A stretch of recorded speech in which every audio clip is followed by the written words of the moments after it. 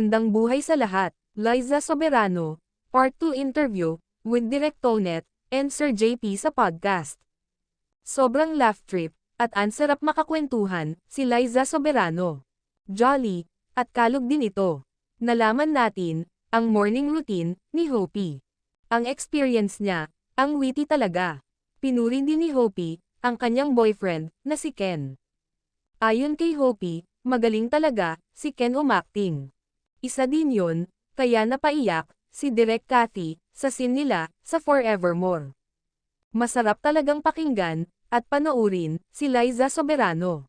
Every time may interviews sa kanya. It may be local or international. Very interesting lahat ng mga sinasabi nito. She's full of substance. Talagang, you will listen. Ang saya-saya talaga ng set ni na Direk Tonet pag si Hopi ang guest. Malaman nyo dito guys kung sino at ano si Hopi sa loob at labas ng camera. Likas na matulungin ang dalaga, maawain at may gininto ang puso.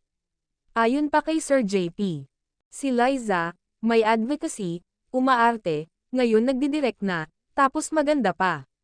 Samantala, napag-alaman din natin na super supportive ang Maya kay Liza Soberano. Kaya sobra din ang pag-a-appreciate ni Liza Soberano sa kanila.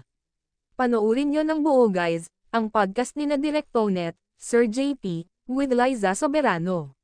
Sa Walang Kwentang Channel.